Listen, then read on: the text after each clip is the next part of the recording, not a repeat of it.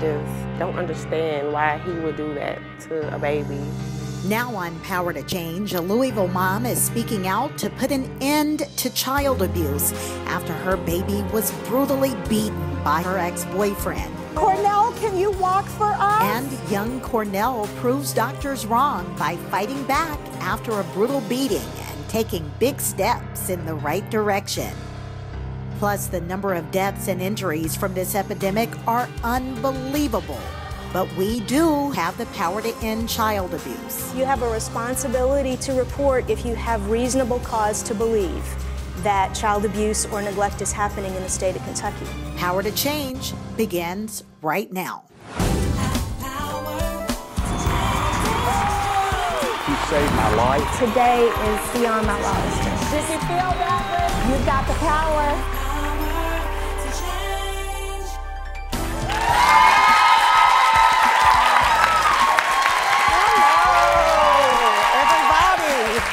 Hello and welcome to Power to Change. I am your host, Charla Young.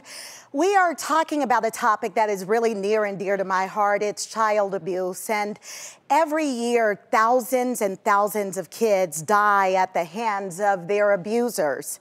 In fact, it's not just deaths. It's permanent scars and injuries that many of our children are left to suffer with. That is the story of one mother, Ebony Carson.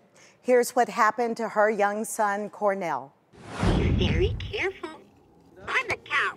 Is anyone coming? Look both ways. I really didn't know too much when I first got there. They just told me he was beaten really bad. And they suspected it was my ex-boyfriend who was watching him. He had suffered a fractured skull, a lacerated liver. He had a few fractured ribs. He had bruises all over his body. He had severe swelling of the brain. He had a lot going on. He got frustrated with Cornell. He was crying, and he first threw him in his baby bed. And I believe that's what fractured his skull. And he admitted to shaking him for more than 2 minutes. Cornell had a handprint on his face, so he admitted to holding him down in his baby bed. I mean, a lot of stuff he didn't say. He just admitted to a little bit of the damage. But he was pretty bad off. They didn't think he was gonna make it out of the hospital.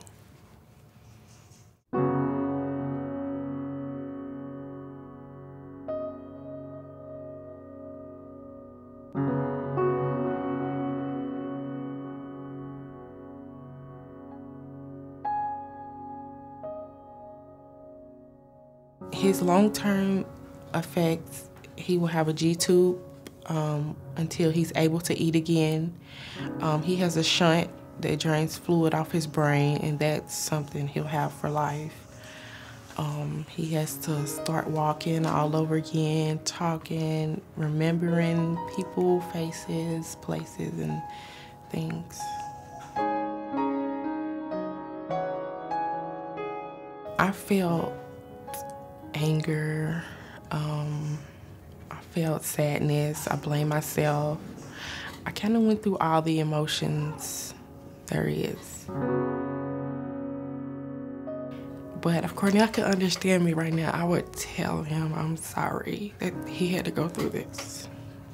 I would tell him I love him, and I will protect him with all my everything. Right now, I would never let no one hurt him, and I will always love him.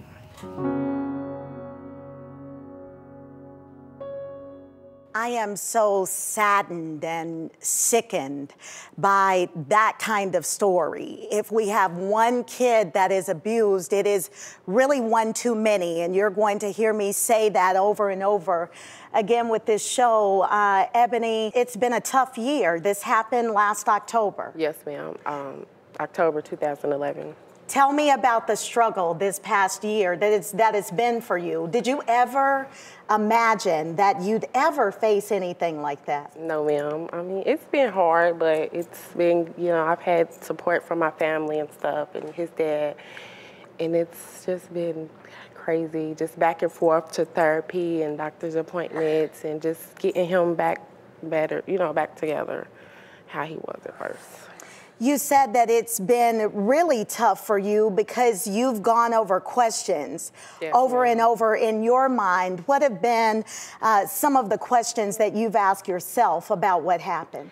Just why, really, you know, there's really there is no reason why. I just don't understand why he would do that to a baby that didn't deserve it. You know, no child deserves it, but I just ask myself over and over again, like, why would he do something like that?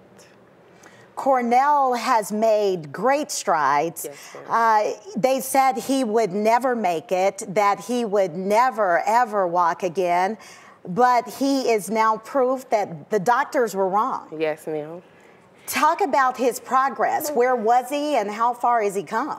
Well, bringing him home from the hospital, it was like bringing home a newborn baby. He couldn't, you know, do anything for himself. He could sit up for a short amount of time, but I mean, I had to do everything. He had to learn to walk again. He had a feeding tube, and he just had to learn how to do it all over. You've joined in with partnerships throughout this state. What have you done to make sure that people have the power to change what's happened? Well, I just think that, you know, education on child abuse, you know, the signs to look for, different things like that, you know, is a must for everyone. And just to talk about it and just know that these kids don't deserve to be treated with, you know, abuse and neglect. So. Because you never want what happened to you to happen to anyone else. No one else. So Cornell, I hear that you can walk again. Yes, it's been about a month since he's been taking some steps. You were really concerned this might not happen. I was kind of iffy. I had faith in him the whole time. You know, I had to for him, but I listened to what the doctor said, but I didn't take it and run with it. You know, I had to have faith for him. Looks like he's eager to get on the Power to Change stage. Cornell, can you walk for us? What? No? Cornell, we need to see your skills. Oh, no, Cornell. All right, Mommy, can you stand here at the edge of the stage so Cornell can walk to you? Come on, crowd, let's give Cornell a round of applause. Cornell. Oh, yes, yes, yes, yes, yes. That is absolutely awesome, Cornell. I love it. Those were great steps, and we are so happy that you could take steps in the right direction. Man, that's an emotional moment for me, isn't it? To be able to see him and think that he would not survive. Go on, baby, walk it out. Take us to commercial break. We'll be right back to make sure this doesn't happen to any other kid.